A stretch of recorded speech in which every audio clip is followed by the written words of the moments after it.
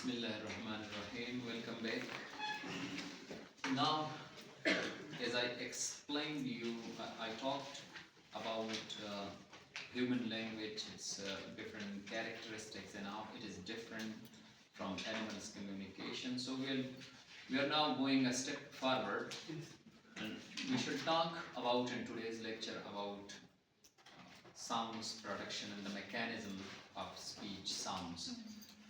भाई किस तरह ये जो इसमें जो मेजर या माइनर जो आर्टिकुलेटर्स शामिल हैं, तो ये मुख्तलिफ आर्टिकुलेटर्स आप देखते हो, यहाँ पे देख सकते हो बोर्ड पे जो मैं लिख चुका हूँ।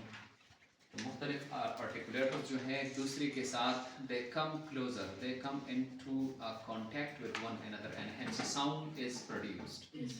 इस तरह अगर आप देखें ना, हमारे साथ जो है 44 साउंड्स हैं। इंशाल्लाह फोनेटिक्स पे मैं डिटेल्स के साथ इस पे मैं बात करूँगा इनकी manner and place of articulations के। तो एक किस्म दो जो मेजर डिविजन्स हैं, या तो कॉन्सोनेंट्स हैं और या वॉयल्स हैं। तकरीबन 20 जो है वो वॉयल्स हैं। Vowel sounds are those sounds in which the air comes out directly from the lungs without any obstruction into the mouth, like a, e, I, o, u, और जितनी भी और भी जो जितनी vowel sound है इनमें ये contact नहीं होता organs का, speech sounds का। आप यहाँ पे थोड़ा बहुत जो है देख सकते हैं, और मैं आपको बता चुका हूँ कि language जो है it is a signaling system, language signaling system है, is its material, it uses vocal sounds। तो ये vocal sounds जो हैं इनकी जो मटेरियल्स हैं, तो हम लैंग्वेज में क्या यूज़ करते हैं, वोकल साउंड्स को यूज़ करते हैं। मुंह के ज़रिए साउंड्स जनरेट होते हैं, हम इनको यूज़ करते हैं हम।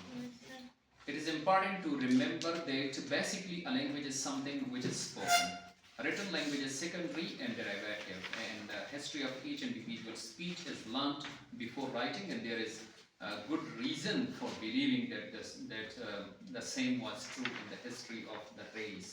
आप देखें ना, जब मैंने आपको अभी मैंने पूछ लिया कि स्पीच प्रिमिटिव है या राइटिंग जो है वो प्रिमिटिव है, तो आपने कहा कि नहीं, इस तरह हमारे जहन में कोई ऐसा कम्युनिटी नहीं है जो कि लिख सकता हूँ और बोल नहीं सकते। इस तरह कम्युनिटीज होंगे जो बोल सकते हैं मगर लिख नहीं सकते, मगर इस तरह कम्युनिटीज नहीं है। बहुत थोड़े होंगे जो इस तरह in the vice versa। Okay, so there are primitive communities that have speech without writing, but we know of no human society which has a written language without a spoken one, जिनका written language हो spoken नहीं हो। Such things as the sign language of deaf and dumb people are not exceptions। ये exceptions नहीं है deaf और dumb people के जो sign language होते हैं, तो ये to this rule अक्सर इस तरह होते हैं। जो suppose एक बंदा है वो deaf है या वो dumb है, तो वो लिखेगा, वो तो मजबूरन बोल नहीं सकता। इस तरह ये अलग बात है, लेकिन जो हम जो हेल्दी रेस के बारे में, ह्यूमन रेस के बारे में अगर हम बात करें, तो इस तरह नहीं है कि वो बोल नहीं सकते और लिख सकते हो पूरा की पूरा, या बोल नहीं पाते। इनका जो स्पीच डेवलप्ड स्पीच नहीं हो, राइटिंग उनका क्या हो, डेवलप्ड हो, तो इस तरह नहीं है। इसका मतलब है कि स्पीच इज प्राइमरी, ठीक है, ये प्राइमरी लेवल पे हम स्पीच जो है वो लर्न करते हैं। So even if used by people who cannot speak and have never been able to speak, these languages are derived from the spoken language of the community around them। So यहाँ पे जो important बात, बहरहाल ये तो मैंने recapitulate की, जो important बात हम अब करने वाले हैं वो vocal sounds के बारे में है या airstream mechanism के बारे में है। तो the vocal sounds which provide the material for language are produced by the various speech organs। जो language के लिए हम हमारे vocal sounds material provide करते हैं, तो वो ज़्यादातर वो language speech organs वो इस्तेमाल में लाते हैं।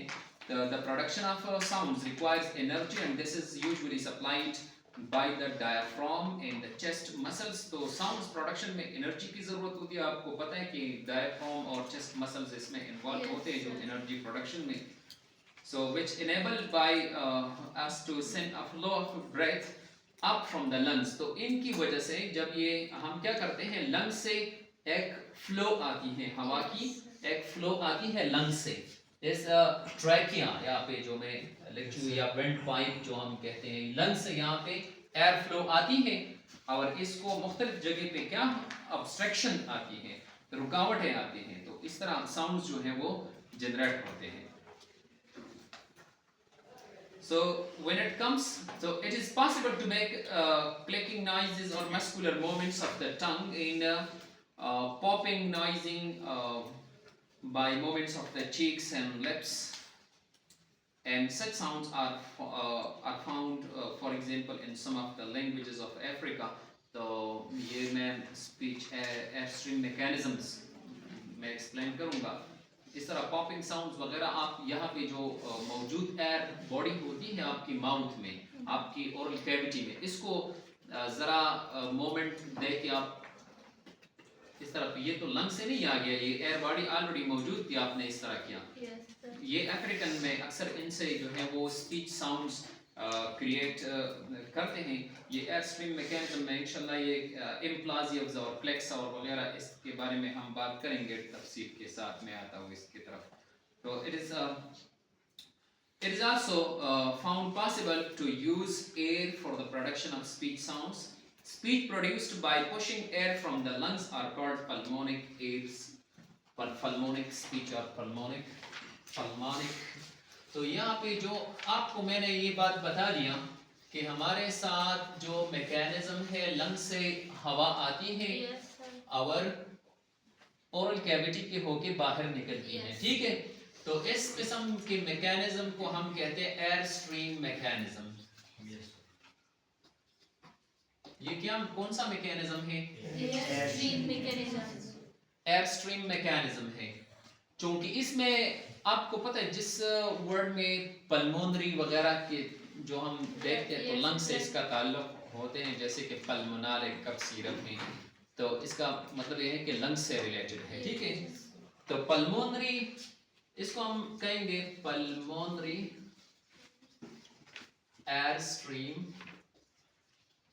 क्योंकि इसमें लंग्स इन्वॉल्व है तो इसका मतलब ये है कि पल्मोनरी एयर स्ट्रीम मैकेनिज्म हो गया कि इसमें क्या इन्वॉल्व है, लंग्स इन्वॉल्व है. तो pulmonary air stream mechanism.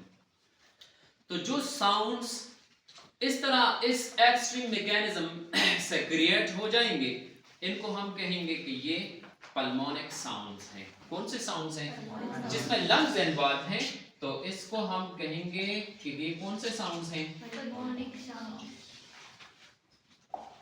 Pulmonic sounds हैं, क्योंकि इसमें लंग्स इन्वॉल्व हैं. तो ये पल्मोनिक साउंड्स या तो एग्रेसिव होंगे या इनग्रेसिव होंगे. क्या होंगे?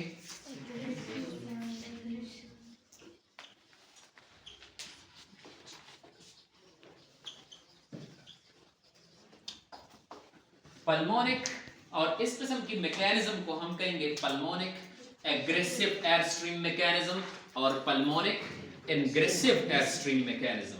तो एयर स्ट्रीम मैकेनिज्म जो है, लंग से जो हवा आती है, साउंड जनरेट होती है, तो इसके दो अकसाम सामने आ गई. एक ये है pulmonic egressive air stream mechanism, दूसरा पल्मोनिक इनग्रेसिव एयर स्ट्रीम मैकेनिज्म. ठीक है. So the majority of आपको पता है कि जो the majority of sounds used in languages of the world are produced by pulmonic aggressive air stream mechanism. जितनी भी हैं, तो ज़्यादातर जो होते हैं दुनिया में, जो ज़्यादातर साउंड्स प्रोड्यूस होते हैं वो pulmonic egressive air stream mechanism के, मतलब लंग्स से हवा आती है यहाँ पे, pushing out of the lungs. तो यहाँ पे कौन सा मैकेनिज्म है? एग्रेसिव है, pulmonic egressive air stream mechanism. All the sounds in English are produced by this mechanism, by this manner. तो इंग्लिश में जितनी भी साउंड्स हम प्रोड्यूस करते हैं, या हमारे ज़्यादातर हमारे पश्तो में या उर्दू में भी, कोहिस्तानी में ज़्यादातर अगर इसमें कोई इस तरह अल्फाज हो तो वो बहुत ज़्यादा कम होंगे तुर्वाली लैंग्वेज में, लेकिन ज़्यादातर जो है वो pulmonic egressive air stream mechanism से. एग्रेसिव जो है वो अफ्रीका में चंद लैंग्वेजेस ऐसे हैं जहाँ पे pulmonic egressive air stream mechanism अमल में आती है साउंड्स प्रोडक्शन के लिए. Other airstream mechanisms are used in other languages to produce the sounds called adjectives or implosives and clicks. तो यहाँ पे कौन से हैं इंग्रेसिव में? एडजेक्टिव्स हैं, implosives हैं और clicks होते हैं. Adjectives, implosives और clicks. Instead of lung air, the body of air in the mouth can be moved.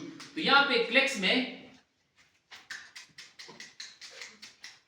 the body of air यहाँ पे जो मौजूद है, हम इसको या बैक हम इसको इस तरह वो करते हैं तो साउंड जो है वो जनरेट होता है अक्सर लैंग्वेजेस में, इस तरह वो शक शक करते हैं. ठीक है, तो ये इस तरह के कुछ साउंड्स हैं. इंस्टेड ऑफ लंग एयर की बजाय बॉडी एयर जो है जो माउथ में प्रेजेंट होती है, इनको हम हरकत देके मुख्तलिफ वो क्रिएट करते हैं, साउंड्स को क्रिएट करते हैं. Egressive air is sucked in instead of flowing out. यहाँ पे एग्रेसिव एयर क्या करती हैं? ये फ्लो आउट करती हैं. एग्रेसिव क्या करती है? ये सकिंग इन करती हैं. समझ आ रही है बातें? तो ये बात जहन में याद रख लो. ठीक है, so aggressive air it is important for you to note that aggressive air is sucked in as aggressive air body is sucked out of your lungs. So sounds such as implosives and clicks are produced. तो आपको पता है कि when this air is sucked in instead of flowing out, जब air जो है वो flowing out की बजाय हम अंदर दाखिल करते हैं, सकिंग इन करते हैं, तो क्या होगा? क्या प्रोड्यूस होगा? एग्रेसिव साउंड्स प्रोड्यूस होंगे. एग्रेसिव साउंड्स जैसे कि इम्प्लाजिव्स हैं और क्लिक्स हैं. तो ये इम्प्लाजिव्स और क्लिक्स जो हैं ये प्रोड्यूस होंगे. इम्प्लाजिव्स जैसे कि ये प्लाजिव का अपोजिट है. प्लाजिव ये प्लाजिव्स हैं. तो ये जब आप उल्टे तरीके से सकिंग इन करते हैं और इस तरह साउंड्स तुम प्रोड्यूस, ठीक है, तो ये क्या हो गया? या तो ये इस तरह implosives and clicks are produced. So when the air in the mouth is pushed out, adjectives are produced. जब आपकी माउथ में एयर है, आपने इसको पुश आउट किया, तो फिर क्या हो गया? एडजेक्टिव प्रोड्यूस हो गया. They are therefore called. तो आपने ये 3 इंपॉर्टेंट एग्रेसिव साउंड्स जो आपने पहचान लिया, क्लिक्स हैं, एक इम्प्लाजिव्स है जब तुम अंदर सकिंग इन करते हो और साउंड जनरेट करते हो. यहाँ पे आपके मुंह में ऑलरेडी वो है, एयर बॉडी है, लेकिन आप इस एयर बॉडी को आप एजेक्ट करते हो, जैसे कि तो ये क्या है? एडजेक्टिव्स हैं. ठीक है, तो इंशाल्लाह डिटेल्स के साथ इस पे मैं बात करूंगा. लेकिन यहाँ पे जो इम्पोर्टेंट बात है वो ये है कि ये जो एयर स्ट्रीम मैकेनिज्म जिसके बारे में मैं तफसील से आपको बताया मैंने कि जो जब ये होती है तो यहाँ पे आप देखते हो कि मुख्तलिफ स्पीच अर्गन्स हैं. इनको हम अर्गन्स ऑफ आर्टिकुलेशन कहते हैं. तो ये जो अर्गन्स ऑफ आर्टिकुलेशन है ये मुख्तलिफ तरीकों से क्या करते हैं? आर्टिकुलेट करते हैं. तो आप the diagram here it shows the anatomical location of the vocal organs involved in the description of sounds. जो डिस्क्रिप्शन ऑफ साउंड्स में है, वॉयल एंड कॉन्सोनेंट्स में जो ये एनाटॉमिकली इसको यहाँ पे हम ड्रा कर चुके हैं. It is not complete representation of all the vocal organs. Lungs, for example, are not shown here, so it is not that complete representation. Note it with yourself. So यहाँ पे आप देखते हो कि यहाँ पे क्या लंग से एयर आती है इस ट्रैकिया पे. यहाँ पे वोकल कार्ड्स लगे हुए हैं, ग्लॉटिस हैं. ठीक है, पूरे जो हम इसको लैरिंक्स कहते हैं या वॉइस बॉक्स कहते हैं. यहाँ पे जब एयर आती है प्रेशर के साथ तो क्या करते हैं ये वोकल कार्ड्स जो है ये वाइब्रेट, तो यहाँ पे वेस्लिंग साउंड प्रोड्यूस हो गया, एक सीटीसी प्रोड्यूस हो गई. तो इसके बाद जो साउंड आगे आती है यहाँ पे आप देखते हो ये फेरेनिक्स है, यहाँ पे तो एपिग्लॉटिस लगे हुए हैं, या ये यूब्ला है, यूब्ला कुछ तो कहूँगा अलकाई जबाई वायु. और यहाँ पे सॉफ्ट पैलेट है, सॉफ्ट पैलेट जो आप आईने में देख भी सकते हो जब आ करते हो. ठीक है, यहाँ पे हार्ड पैलेट हैं जो सख्त और जो स्लिपरी हैं, सख्त हैं। यहाँ पे आप देखते हो कि यहाँ पे क्या है, अल्वियोलर रिज है। यहाँ पे क्या है, अल्वियोलर रिज है। ये जो rough portion just behind the front teeth, the upper teeth, ठीक है। तो ये आप देखते हो यहाँ पे ये अल्वियोलर रिज है और यहाँ पे ये अपर टीथ है, ठीक है। यहाँ पे मैं रिज लिखता हूँ। अब यहाँ पे देखो ये नोज है, नोजल कैविटी यहाँ पे है, ठीक है। नोज से भी चंद जो है साउंड्स यहाँ पे जब हम ब्लॉकेज करते हैं तो नोजल कैविटी से हो कि नोज पे साउंड्स हम प्रोड्यूस करते हैं, जैसे वाले वाले गॉट माय पॉइंट, जैसे कि रनिंग। तो ये नेजल साउंड्स हैं। तो मुख्तलिफ साउंड्स मुख्तलिफ जगहों से जहाँ से ये वो प्रोड्यूस होते हैं वही साउंड्स होते हैं। आप देखते हो यहाँ पे दोनों लिप्स लगे हुए हैं। यहाँ पे जो इम्पोर्टेंटली जो एक बात ज़हन में याद रख लो, जब इंशाल्लाह हम वॉइल की आर्टिकुलेशन के बारे में जब मैं पढ़ाऊंगा आपको, तो वॉइल में ओरल कैविटी में ज़्यादातर हमारा कंसर्न जो है वो टंग से है। टंग को हमने मुख्तलिफ 5 हिस्सों में यहाँ पे डिवाइड किया हुआ है। आप देखते हो टंग, एक टंग टिप है 2 नंबर पे। आप देखते हो ये ब्लेड ऑफ द टंग है, ये tapering part opposite to the alveolar ridge. जो अल्वियोलर रिज के साथ टेपरिंग करते हैं, ये असल में ये क्या है, ये ब्लेड ऑफ द टंग है। फिर फ्रंट ऑफ द टंग है जो हार्ड पैलेट के बिल्कुल सामने, हार्ड पैलेट से मिलती है, ये फ्रंट है। फिर आप सेंटर ऑफ द टंग देखते हो opposite where the hard and soft palate meet, जहाँ पे सॉफ्ट और हार्ड पैलेट एक दूसरे के साथ मिलते हैं। तो जहाँ यहाँ से जो शुरू होती है यहाँ पे, इसको हम कहते हैं सेंटर ऑफ द टंग। फिर बैक ऑफ द टंग है opposite to the soft palate, जैसे कि आप ऑफ ऑफ जब कहते हो ना, जो ज्यादातर अक्सर।